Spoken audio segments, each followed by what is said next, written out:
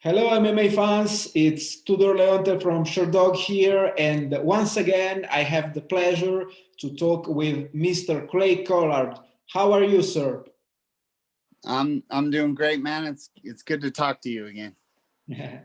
I want to ask you, where are you right now, and what were you doing before we start recording our interview? I'm just here in my apartment, and I was playing some video games with my little buzz, playing some Apex. So who was the one who was winning? we actually just won the whole game. So That's good to hear. So, sir, in your latest fight, you dropped a decision to Quincy Lavallée in a boxing match. For those of us who haven't seen the match, how would you describe it? um, I mean, I felt like he ran from me most of the fight. Um, during the fight, his coach was yelling, "Do not engage, do not engage." So um I felt like I was pushing the action, and I was touching him a little bit more.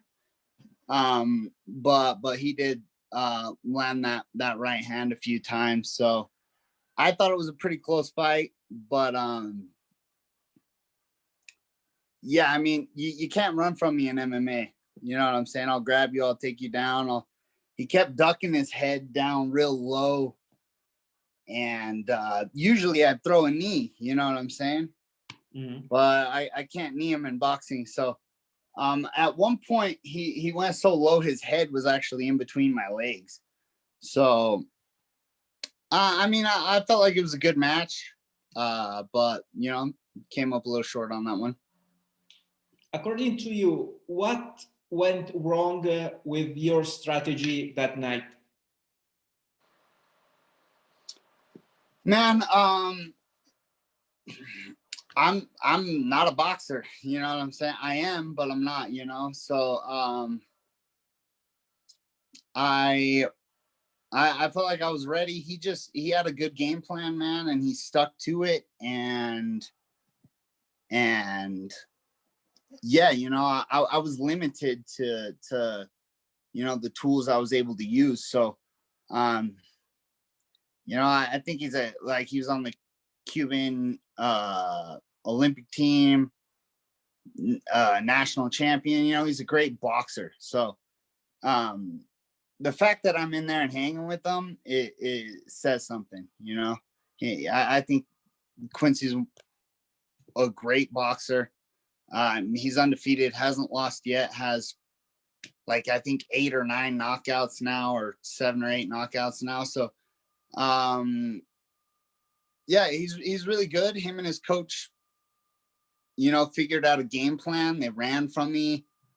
I was pressing the action, chasing him around the ring, mashing him in the corner, but yeah, it's a boxing match. So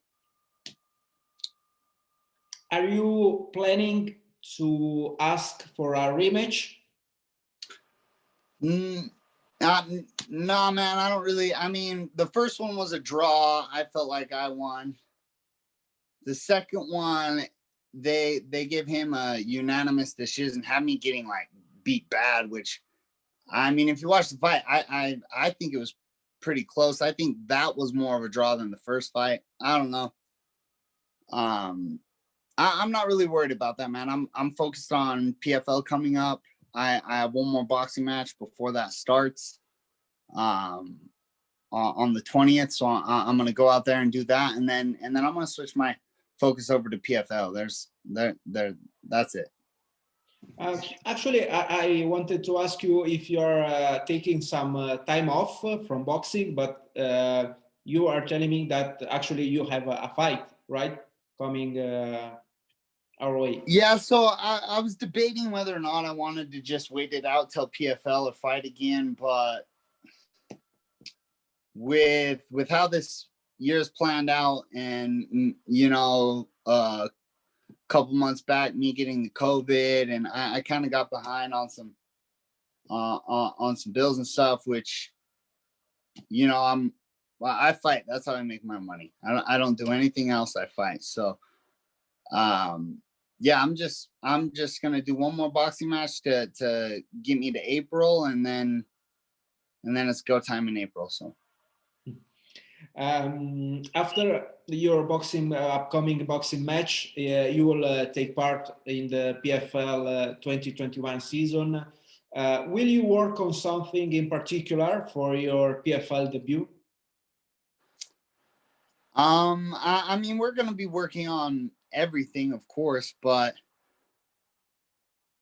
I believe I am one of the better strikers in the division, and I think a lot of these guys are gonna, you know, try to take me down and hold me down. So, we're doing a lot of just anti-jiu-jitsu, getting up off the ground and just smashing faces. So,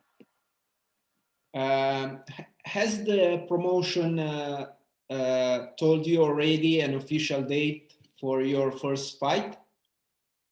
So the first show is scheduled April 23rd.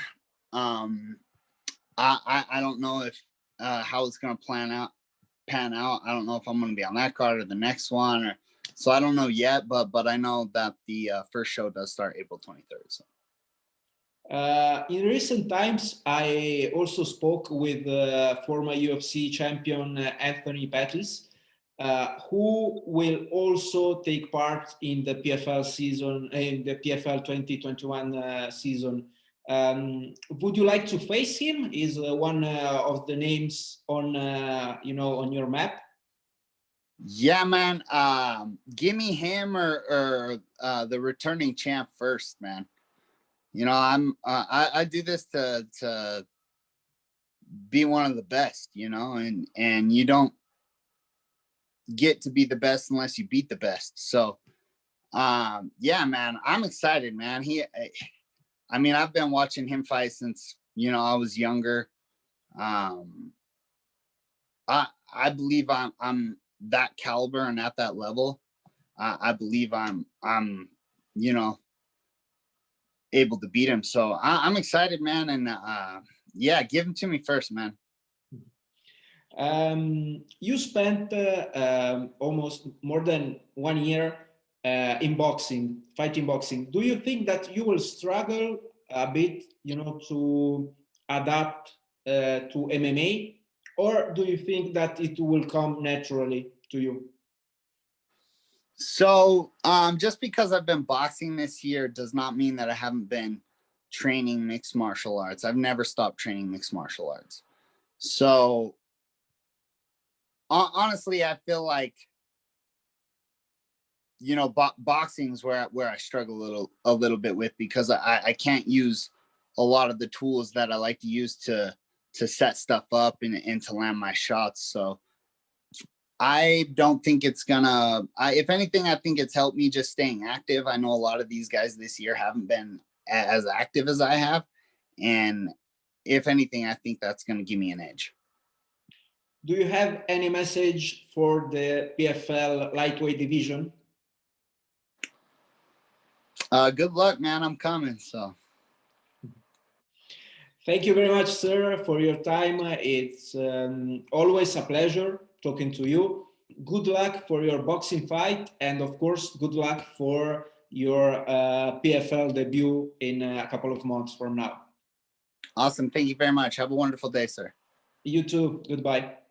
Bye.